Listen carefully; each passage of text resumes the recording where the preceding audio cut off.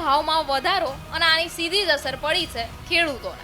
ખાસ કરીને હવે સમગ્ર ગુજરાતમાંથી એવા દ્રશ્યો સામે આવી રહ્યા છે જેની સીધી અસર ખેડૂતો ઉપર પડી રહી છે। કેટલીક જગ્યાએથી દ્રશ્યો સામે આવ્યા છે જેમાં ખેડૂતો પોતાના ટ્રેક્ટર અને અન્ય વાહનોને લઈને મોટી લાઈનોમાં ઊભા રહ્યા છે। ત્યારે શું છે સમગ્ર માહિતી તેની વિગતવાર ચર્ચા કરીએ। આમ તો ગુજરાતમાં ખેડૂતોને લઈને વારંવાર ચર્ચાઓ રહેતી હોય છે, પરંતુ ખેડૂતોની સામે એક પછી એક સમસ્યાઓ આવતી રહી છે। ત્યારે અત્યારે વધુ એક સમસ્યા ઊભી થઈ છે।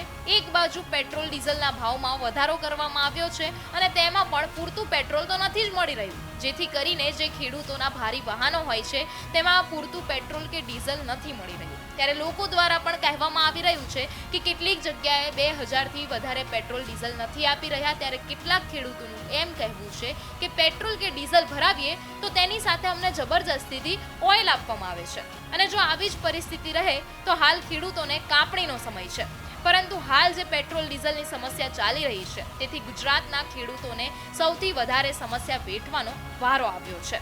હવે તે જ મામલે ખેડૂતોનું શું કહેવું છે તે પણ સાંભળી લઈએ। જે આ સરકારે મસ્ત મોટી જાહેરાત કરી છે ડીઝલ પેટ્રોલ બાબતમાં, આજે જોઈ શકો છો તમે મિત્રો, આજ કિસાન નેતા આ ધોરાજી શહેર ને મારું ગ્રામ્ય, આજે આ જેસીબી આ ટ્રેક્ટર જે બંધ હાલતમાં પડ્યા છે, મજૂરો વાળી ખોદે છે, આ ડીઝલ મળતા નથી અને સરકારે મસ્ત મોટી જાહેરાત કરી છે કે અમે 200 લીટર એક બેરલ ખેડૂતને ડીઝલ મળશે। તો સરકાર શું કરી છે ખેડૂતો પ્રત્યે શું લાગણી દર્શાવે છે એ મને સમજાતું નથી। આજ કિસાન નેતા પણ હેરાન પરેશાન થઈ રહ્યા છે। આવી મારી દયનીય હાલત, આ જેસીબી બંધ પડ્યા છે, ટ્રેક્ટર બંધ પડ્યા છે, મજૂરો આ ડીઝલ વાકે મારું કામ પણ ખોરવાઈ રહ્યું છે। તો આવું તો અનેક કિસાનોને જે ખેતીઓ કરે છે એના ટ્રેક્ટરોમાં ડીઝલ નથી મળતા, તો કઈ મારી દયનીય તમારા કિસાનોની હાલત થઈ રહી છે। સાહેબ, આ ડીઝલ વિશે તો મારે એવું જણાવવાનું છે કે આખી ધોરાજીની અંદર કોઈ પણ જગ્યાએ ડીઝલ છે નહીં। એક પંપ ઉપર ડીઝલ છે, એ પણ એકદમ લિમિટેડ ડીઝલ આપે છે।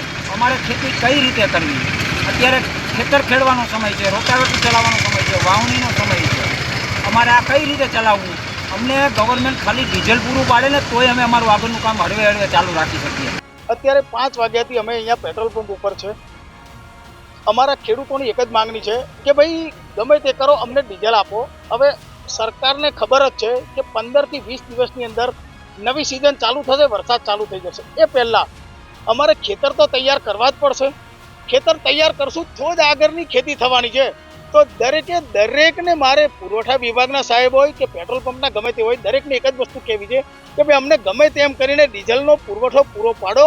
મેન અત્યારે પ્રશ્ન એ છે કે અમારે અત્યારે ચાસ નાખવાના હોય, ખાતર વાવવાનું હોય, પારા બાંધવાના હોય, ટૂંકમાં વાવણીનો સમય થઈ ગયો છે તો અમારે વાવેતર કરવાનું હોય। હમણાં 10 દિવસમાં વાવણી થશે ને અત્યારે પેટ્રોલ ડીઝલ મળતું નથી। તો સરકારશ્રીને અમારી એ અપીલ છે કે જો અમારા સાધનો ઊભા રહી જશે અને ખેતી નહીં કરી શકીએ તો અમે વાવેતર પણ નહીં કરી શકીએ, અને વાવેતર નહીં કરી શકીએ તો અમે ઉત્પાદન નહીં લઈ શકીએ। એક તરફ ખેડૂતને તમારે આગળ લઈ જવા છે, તો જો આ જરૂરિયાત પૂરી નહીં કરો તો ખેડૂત પાછળ ધકેલાશે। તો સરકારશ્રીને અમારી નમ્ર અપીલ છે કે ખેડૂતને ડીઝલ મળે તેવી કંઈક વ્યવસ્થા કરે। અધિકારી સાહેબને મારે એક જ પ્રશ્ન છે કે અમે આટલા બધા ખેડૂતો હેરાન થઈએ છીએ।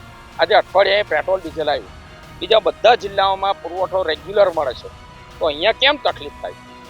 આજે ખેડૂતો હેરાન થઈ ગયા, બરાબર ને? ખેતીમાં અમારે ફક્ત સાહેબ આ 20થી 25 દિવસની જરૂર છે ડીઝલ, પછી કંઈ બહુ વાંધો નથી। તો તમે થોડું ધ્યાન આલો કે ખેડૂતને રેગ્યુલર મળે।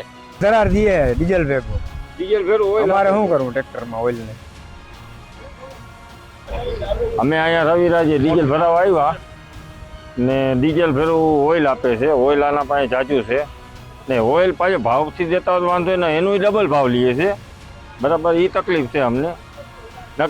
હવે તમે જે આ જોયું, આ તમામ ગુજરાતના ખેડૂતોનું શું કહેવું છે તે આપણે સાંભળ્યું। દ્રશ્યો જોતા સાફ ખબર પડે છે કે ખેડૂતોમાં કેટલો રોષ ભરાયેલો છે।